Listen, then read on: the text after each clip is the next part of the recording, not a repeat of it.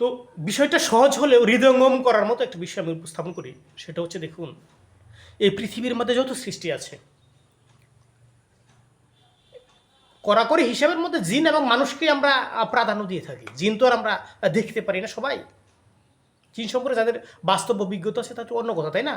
তো মানুষ হিসেবে আমরা যারা আছি বা অন্যান্য সৃষ্টি যত আছে, মানুষ ছাড়া অন্যান্য সৃষ্টি মিথ্যা বলে, মিথ্যা কথা বলতে পারে, ধোঁকাবাজি করতে পারে, ছলচাতুরি করতে পারে, তুষামদি করতে পারে, এরকম অনেক গুণ আছে। এগুলো কে করে? মানুষে করে, ঠিক না? আচ্ছা, আপনি বলুন তো, এই যে আমরা জমি বা ক্ষেত আছে না, ফসল ফলানোর জন্য যে বেড়া দিই না, ওয়াল তুলি, দেয়াল তুলি, বা যে বেড়া বলি, বেড়া দিই, এটা দুর্বলই হোক মজবুত হোক, এই যে ওয়াল, দেয়াল বা এই যে বেড়া ফসল চুরি করে, ফসল নষ্ট করে? করে না। এটা দুর্বল হলে দুর্বল আর শক্ত হলে শক্ত। দেয়াল তো দেয়ালি, ওয়াল তো ওয়ালি, ঠিক না? বেড়া তো বেড়াই থাকে। এর পরিবর্তন আছে, ক্ষয় নয় আছে, কিন্তু পরিবর্তন আছে, এরকমই তো না? আরেকটা বিষয় দেখুন, যে অন্যান্য প্রাণীরা যে এই গুণগুলো নাই, যে গুণগুলোর কথা বললাম, ভালো মন্দ আপনি গুণ যাই বলেন, মন্দ গুণ যে উল্লেখ করলাম, এগুলো অন্যান্য প্রাণীর মধ্যে নেই। তা থেকে অনুশোচন আছে এই ব্যাপারে? নাই। এগুলো করে কে? আমার মতো মানুষ, ঠিক না? আমার মতো মানুষ মিথ্যা বলি আমরা, তুষামদি করি, যত ধরনের ধোঁকাবাজি, চাটকারিতা বা মানে ছলচাতুরি যত অভ্যাস আছে, এগুলো আমরা করি না? মানুষ হিসেবে আমি করি, তাই না? তো এই মানুষ যেহেতু করে, মানুষের মধ্যে চিন্তা, চেতনা, ধ্যান ধারণার মাধ্যমে অনুভূতি, বিবেচনা, বিচারবোধের মাধ্যমে মানুষ সংশোধন হওয়ার সুযোগ আছে। এই জন্য কীভাবে হয়?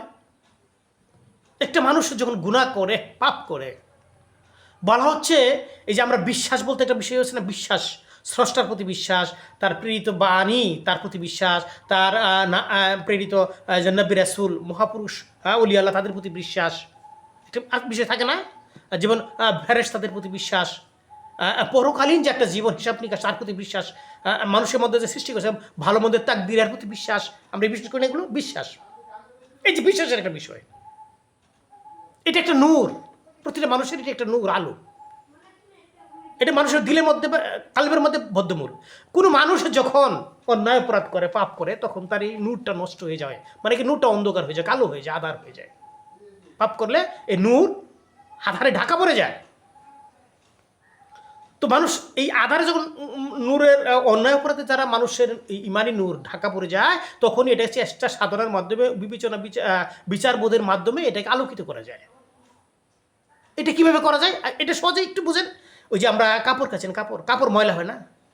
কি হয়? বেশি ময়লা হয়, কম ময়লা, কম ময়লা হলে সেটা কম কাচতে হয়, বেশি ময়লা হলে সেটা বেশি কাচতে হয়। আর ডিটারজেন্ট বলেন, সাবান বলেন দিয়ে বেশি বেশি জোরে জোরে কাচতে হয়, কাচতে আস্তে আস্তে ময়লাটা পরিষ্কার হয়ে যায়, কাপড়টা ধবধব হয়ে যায়, পরিষ্কার সুন্দর হয় না? আমরা যখন কম পাপী বা অধিক পাপী হবো, আমাদের কাল যখন অন্ধকার ঢেকে ফেলবে, তখন আমাদের বিচারবোধের দ্বারা, বিচারবোধ যে শক্তিটা কার্যকর করে সাধনা, চেষ্টা সাধনার মাধ্যমে আমাদের এটা কী করতে হবে? যত ধরনের ন্যাক কাজ আছে, ন্যাক কাজে তাহলে নিজেকে সম্পৃক্ত করে এই অন্তরটাকে পরিষ্কার করতে হয়, এই নূরটা আনতে হয়, অন্ধকারটা, দিলের অন্ধকারটা দূর করতে হয়। বুঝতে পারলেন? এগুলো মানব জীবনের একটা পার্ট। একটা মানুষ যত পাপী হই না কেন, যদি সাধ্য সাধনা দ্বারা, যদি যথেষ্ট ন্যাক কাজের দ্বারা আলোকিত হইতে পারি, তাহলে এই অন্তর এভাবে আলোকিত হবে, একেবারে দানকৃত, প্রথম দানকৃত যে আলোকিত অন্তর, সেটা সেভাবে প্রাপ্ত হইব। বুঝতে পারলেন? অন্ধকার একেবারে কেটে যাবে। তো এগুলো সব মানুষের মধ্যে, মানুষই তো এগুলো করবে। বুঝতে পারলেন? এখানে অন্য অপরাধ যায় করলে সে মানুষ ধ্বংস হয়েছে, এরকম না। এগুলো করবে মানুষ বিচার বোধ সাধ্য সাধনার মাধ্যমে, এগুলো নিজেকে সংশোধন করবে এবং নিজের অন্তরটাকে আলোকিত করবে, ইমানের বলে বলিয়ান করে বলিষ্ঠ করবে। বিষয়টা কিন্তু একটু সূক্ষ্ম হলে এই বিষয়টা সহজ না?